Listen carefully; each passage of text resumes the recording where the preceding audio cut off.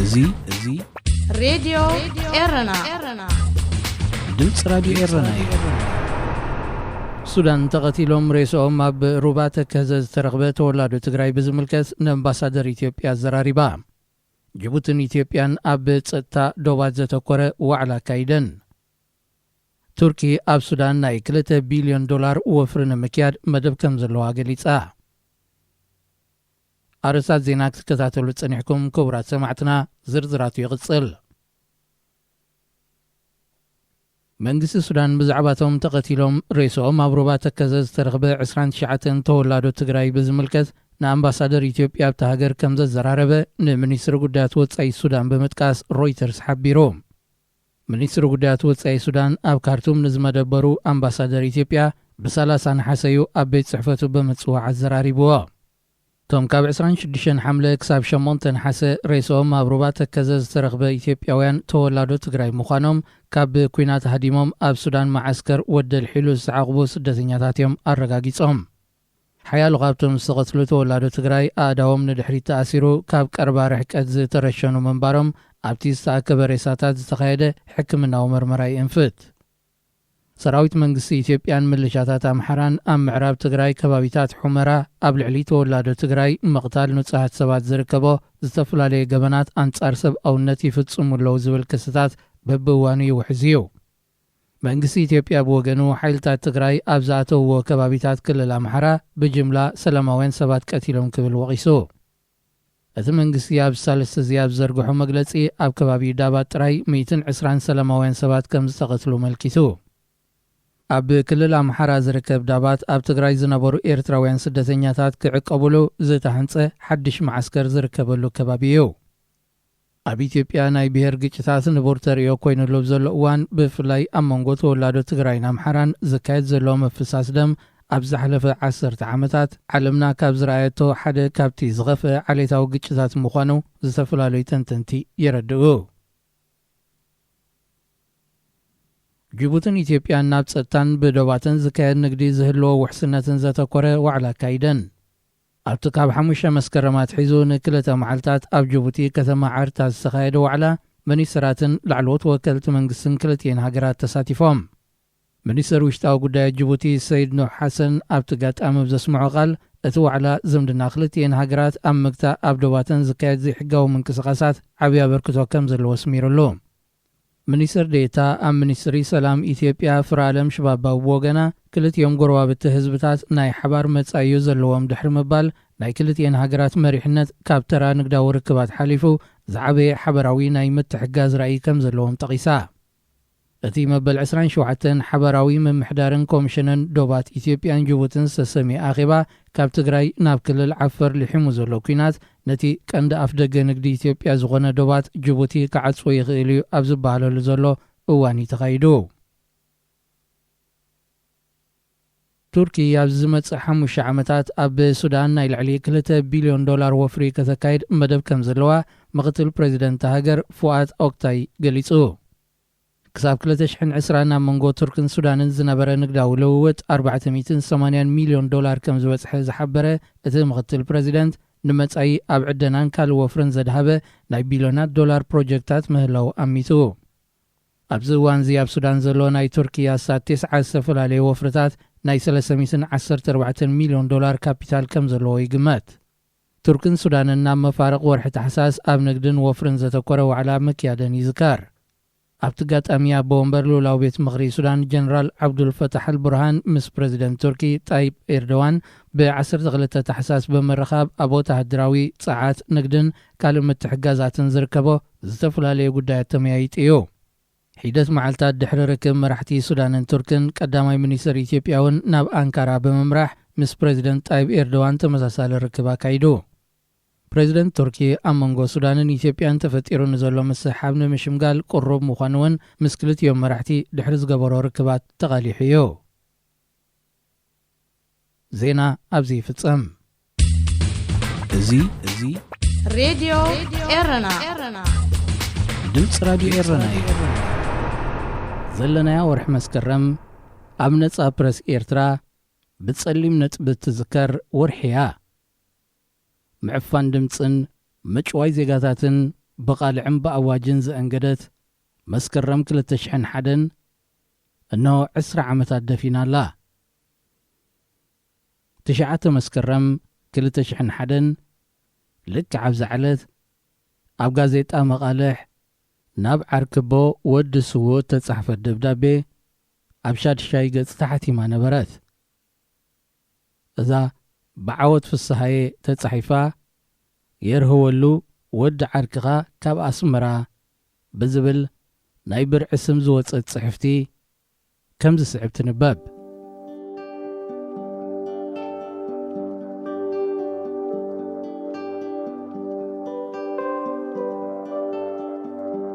كبور عركب بوي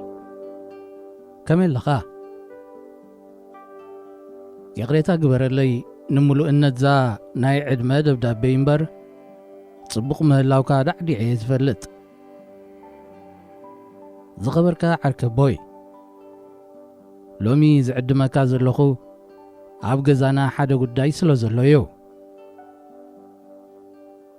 حصة مرعى تمكادو مسيلكا أيفالون دحان رقبل بعليك تصويكا أياخو تعركب بوي حصة مرعى تمكادا نغزانا بين بيلانك مصا منك حصة منك مرعى من كابسب كيتسمعو زي كم بيت زمد كان حاقوس نعنا قوان هيا قدم سالا هايلا سلاسين درقن لو مخا سالا وقعتان مزناين ايبت صحنانين ما تنصفح زبالة فلتو تركب بزعبا قزانا قل حبريتا قوسخ قزانا مبار حانتي أذيان يشتغف ليا كي تحسوني كندت بتعمم النوابر ولد سب زمثل كالبغاز غمت ألاني يشتغف لي كند فركاس تخونيا بزعبا عبيتان بر بزعبا تصباقي أنت متسيكاس ناي سماين مريتن يوفل اللي زلوان مالتي تاناي تغلب بيت بحبرز معرقات بولوفون ماتونيلا كله زلوا قزانا قن كابتن نفسخا نقادم بمقبار التقتو بزسج افالا لقزين قوز تسرحت تصباب معص جميركا بماي بزبسبسة كارتوناتن تنقوتن شوراتات زي كلكل كابنت ابتات زناب زي معقوب مندقاو قصات قزانا ابجيزي كرامات نامنو يشتون عميقن عيلات تغير قدف سب تنهلاوي ان مرققات عبشفكان جغجغ مياتن زفريات انتون زتحسم مدر بيت قوتا نفوس محلات صبق زبال نجر زي ولا مدراويت سيوليا قزانا منافس تفقات الزانيلات صباب مقابر وفتاري نعاي تخلقنا عركب بيا يتحزر لي سوقي لغد كمكات صنيحه ويوبا قزانات فلتعخا زاقي درقة 10 عامت كوينو كام ميداتو مسوالكا سدرا جيغنا بتصاي نمرأي إلكا قزانا بممتاز زناقع كانا عيبات علالكا خطعم زنبرأ شعو من سبوي بحنساب استسألكم وسئل قديف كالنا كتسألنا متخا دهاينا كتفلت مخانكا تما باتع كالنا خيدكا دحرقن اقرح تصيركا زخ السعة سبر السعة خوينو يو أدا دفق زبالنبر بعال عركب بويسي تصبقا لهم كالكا أبا زكيرة أبشاد شاي ورار كابتو قوادا أقامات نمدحان سرحكمو نفنش أخو من أفكو من قد أبيلو زحت ماسكرار إخانا شعو نتنصار مهلاو زفتاتنكم زنبرا قودا أغازاتنا بمكاتلكم تقبروا من باركم وتصيثنيروا إذ ماسكرا نمذكرتات بهايلو بيت مذكر زغمت انبر دحرنا تنت تقوموا ليكم زبل حسابي نبرنان حجي أب سرارحكم عقبت سئينو رئيتو وسم زبل جزفت جيجاتاتن بدلاتن أب كرم عينو ناخدودو كم أمرو زلو فطورن كم زيغان بچاق نزبلو مراره دمص ألبو نمقبار عفو تحت موز ولا من نيرو لو مدين زرعيت عين أمينة مسكرة عركبو يحجون نعاقا غريبة الزارة وكازر لخنبر الناس معكا كم زي سمعكا نار أغا كم زي رأغا بطعيك عور بطعيك أمام مغان قليل يكونن 10 عامتي تلمامي دي جن حدرها عركبوي نغالك كي تنقر مالتي كيدس كلني نقرا كي تحاوسخا مدسكال تبالكال نغاب سلطانهم زوردو ترايسلة تقلقل أنا بعد سلطان كي مسلكا سلطان يازي بالله كي ميلو سلطان كهلواني زولكو قدا كابه اللاوه كم منبار كيدس كلوني يزولكا أنت عركبوي تأمر كوينو جمل بعين مرفق انت حلفت ما نعناق انت حلف لنا نزب سنك تتخاخا يكوينات أبدن دس مصنات تقماقي مزولو زرق بيتنا بانت ملسنا تتخاخا يكوينات مبر تتخاخا أزر أكوا ناو حديز متعزولو بعد نسخاكوا لمس سديركم يقوم انكو عفت أرالكم كل حدا يتخون إيه انت قلنا قلنا عناهم بزو حدا بيتنا خي عنو يحسبوا لنا نقروا ننشوها سعر موتا ندمو متصاوتيتا ناخون يزمت زلو حنساب عركب بوي داويد زغرتاتي جميرون بر اي تفتسمن زلو حجون ندحريت كملسكا ذو الناس نجزانا ختمت انتي قد يغزول كاني رسعك يا ريخا أبوخا نرويتك حتى خاز تبجو جنايو دغير الكانن شعو أمينكا لو مجن حزينة قهيه باتي جيغنا نابلكا ننا شعت علو زنبركا سو أبوي تلاقت من باركا تسويتني برقت أبوي كحتاو تسعتنا مملاء كم تسوء فلت إيه أزق حتازقن نسو اتغبت تدنا قولا ستغط عدا مكرانا زتغفل جيغنا كام مقابر وطيوغ تقورو كم زي كإلون أتصبي غفلت إيه أبوي بزي حمانيو تلوخو فتسيميو كم بعل نسغا حدرو تقبيلكم كحتانا زي مفواسكمن كتب بهالونا زي مفتانكمن جن زد حمامت راي زي كونس زكاس سونيو بعل عركة بوي ما من خصكم كلو بعلكم كونكم تدليهم تأسرو تباررو تدسكلو تمحرو حركة بوي مثل خلوه وتأن الله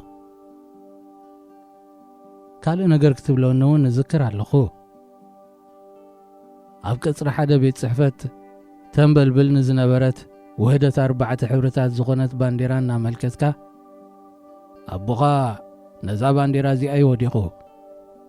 قبل بغا أزمر الله إلكاني أبتو وارحتي نسغاونكم متقبر من باركا ذكره كم زلو مغيكونا كم زلو متأمن نيركا لو مخريكا خلوق جن بانديرا بتسكالولون توردلون ساعات كتزمر الله سترف نزاب قلقات أميتات التقبر ناي حاد دقيق ناي حلنا تصلوت اتا دقيق عمتات زنوحات كاغت مسل قدم عرف كتمات ألعن نتفلات أي زوعل كساركا خدرزن رئيكا لخو أبيت كم وقت قبر كخفألكا ጽናሕ ወዳእኒ 10 ዓመታት ተዓዚበ 10 ዓመት ምሉእ ድማ ሓዚነ ሓዊልካ ዘይብከዮ ሞት ሕፁይ ኮይነኒ ንብዓተይ ኣብ ክንዲ ንደገ ንውሽጢ ፍሲሰ መጀመርታ ከም ውሉድ መጠን ኣቦይ ዘይምርካበይ ነቢዐ ድሓር ግን ንዓኻ ነቢዕልካ ብህይወትካ ኸለኻ ነቢዕልካ ኣቦይ ኣብ ሰበይ ሰብካ ወገነይ ወገንካ ኣብ ገንዘብን ንዋይን ከይተጨማለቐ ታሪኽ ገዲፉ ስለ ዝተሰውአ ኮሪዕሉ ተሓቢነሉ ናትካ ኸ ተሓፂብካ ብጭቃ ሕሉፍ ታሪኽካ ብነፍሰ ፍትወትን ጥልመትን ተጀሊሑ ንዝተቐመጠሉ መትሓዝን ዝመስል ሕብሪ ማይ መሲሉ መንነትካ ክለዋወጥ ክርኢ ከለኹ እምብዛይ ዝጉሂ ዝሓፍር ካብ ዝግስ መቃብር ትቦይ እምበሪኻ ዝገርም እዩ እስኻ ግን ቅንጣብ ሕፍረትን ስክፍታን ዘይብልካ ቆርበትካ ምሕር ረጒድ እዩ ዓሻ ጽቡቕ ኣሎ ዘመድ ዓሻ ግን ከፊእዎ ኣሎ እኳ ተባሂሉ ስጋ ለቢስካ ስለ ዝተዛወርካ ጥራይ ኣለኹ ይሞትኩውን ከይትብለኒ ፍልጥ እየ ጥዑም ትበልዕ ጥዑም ትሰቲ ጽቡቕ ትኽደን ጽቡቕ ትረግጽ ኣለኻ ኣይሞትካን ማለት ግን ኣይኮነን ዓርክቦይ ሕልና ሞይትዩ ኣብዚ ተደብየ ሕልና ዝተጠፍጠፈ ስጋ ዝተቓቐረት ትንፋስ ኣለኹ ይሞትኩውን ኢላ ምምጓታ እንታይ ፋይዳ ኣለዎ ንሰብ ሕልና ይዘንብሮ ትንፋስ ዘለዎ ሬሳ ካብ ምዃን ድሕነና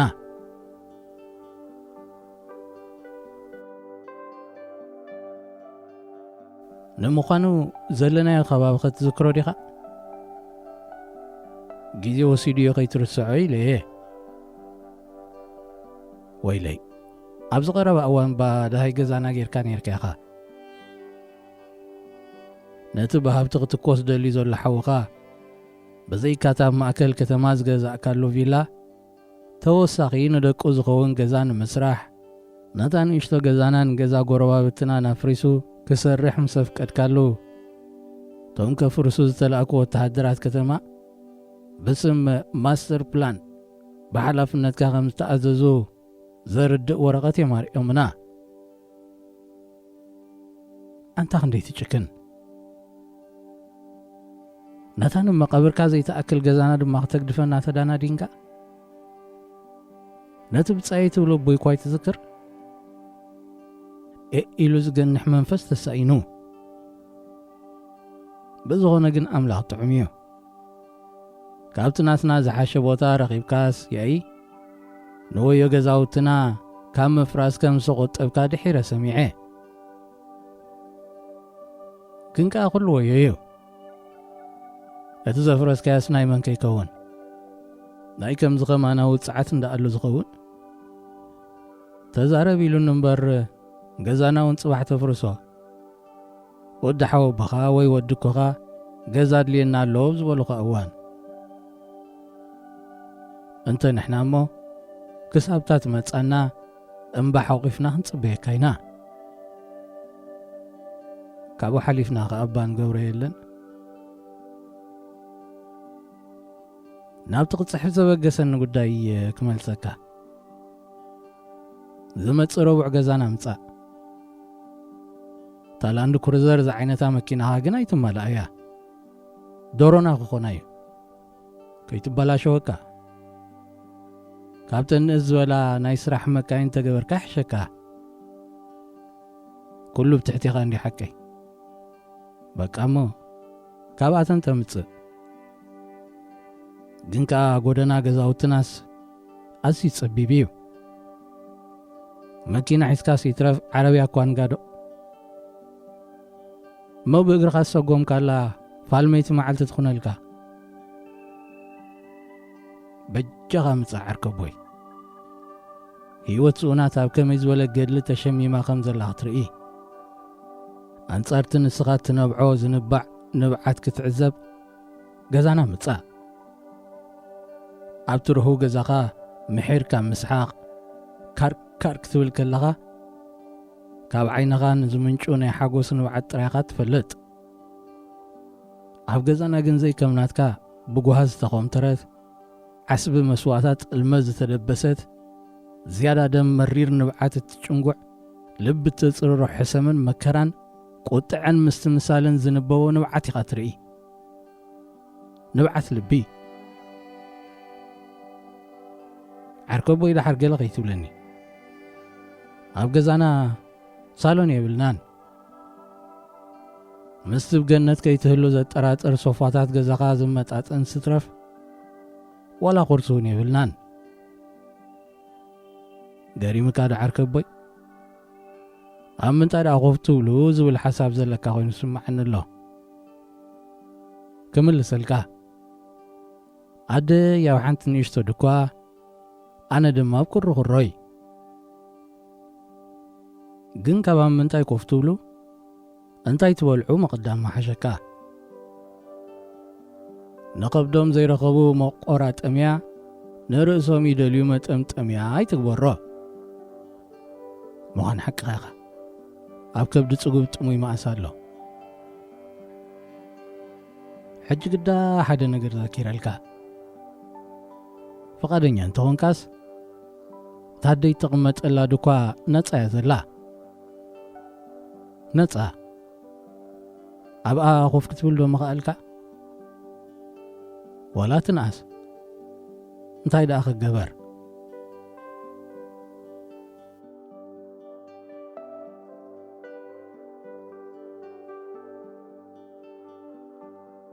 ዓርከቦይ ኣብዚ ከተማ ኮይነ ጽሕፈልካ ምህላወይ ደስ ከም ዘይብለካ ኣምን እየ ኣብ ግንባር ኣሎ እናበልካ ተጽቢትካን ክውነትን ኣይክቃደውኻን እዮም ከምኡ ምባልካ ቁኑዕ እዩ ከመይሲ እዚ እዋን በዓል ኣነ ንድልየሉ እዋን ስለ ዝኾነ ኣብ እዋን ሰላም ነዛን ዓይንኹም ትጸልኡና ድምፂ ቐንዛና ምእንታን ከይትሰምዑ ኣእዛንኩም ወክማን ትውትፍሉ ከም ዘይነበርኩም ኣብ ግዜ ኹናት ግን ብላምፓዲና ደሊኹምና ኣብ ዓረር በፂሕኹም ለጊስኩም ኣብ ውዑይ ኣብ ዝሑል ዝጥበሱ መጋበርያ ረኺብኩም ሓደ ልቢ እንዳበልኩም ድማ ትዋጥዩ ዓርከቦይ ይኣክል ክሳብ መዓሲ ወረጃ ማዕዶ ክኽወን ክሳብ መዓሲና ኸመውታር በጻውዕትኹም ክንቃነ ረኽሳብ መዓሲና ከም ፓፓጋሎ ብጨለነት ዝተላዕጠጠ ድምፅኹም ክንደግም ክሳብ መዓስ ዝኸበርካ ዓርከቦይ ስክፍትኻ ምእንቲ ክጐድል ኣነ ገና ትምህርቲ ንምዝዛም ሓደ ዓመት ተሪፍኒ ስለ ዘሎ ዛጊታ ኣብ ሰራዊት ኣይትጸንበርኩን ሳላ ትምህርቲ እምበር መልመን ሓፈኒ ቶም ዝርካቦም ክልተ ኣሕዋተይ ግን እንተይ ይጥዕሞም እንትሕሰሞም ኣብቲ ንስኻ ትመርጸሎም ኣብ ግንባር እዮም ዘለዉ ኣነን ኣደይኒና ኣብ ገዛ ተሪፍና እንተሎሚ ግን ዓርከቦይ ታቲ መጸላ መዓልቲ ሮቢዓ ትኸውን ዘላ ከይትርስዓ ቆፀራይ ትጥለም ሕድሪ ከምቲ ንቡር ንሰብ ዝያዳ ኣብ ሓጎስ ኢኻ ትዕድሞ ኣብ ሽግርካስ ጻውዒትን ዕድመን ከይተጸበየ ባዕሉ እዩ ዝመጽእ ኣነ ንዓኻ ኣብ ሓጎስ ኣይኮንኩን ዝዕድመካ ዘለኹ ኣብ ሽግር ይዓዲመካ እቲ ጉዳይ ብሰባት ምስ ሰማዕካዮ በድዲልካ ከም ዘይትመጽእ ስለ ዝፈለጥኩ ግን ክጽሕፈልካ ተገዲደ መስሓቕ ሰብ ከይትኸውን ኢለየ ዕድመ ኣብ መርዓን እንግዶትን ስለ ዝለመድካ ኣብዚ ጉዳይ ምዕዳምካ ከም ዘይወሓጠልካ ፈልጥ እየ በዝኾነ ከምዛ ዘይበልኩኻ ገዛና በመምጻእ ገጽካ ክደን እታደቅ ኣብ ዝብጻሕ ንምብጻሕ ርስዓት እንዳማታ ሓጺባ ጸጉር ዓዲ ሃገር ቆኒና ዘዕበየት ኣሚንሱ ብጻይካ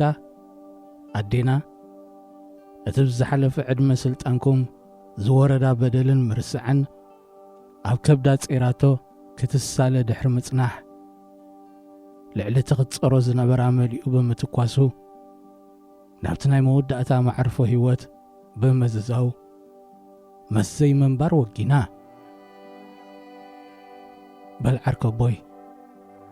ገዛና ብጻሕ መንግሥተ ሰማያት የዋርሳ ኣደይ ዓሪፋላ ይርጋለም ፍስሓ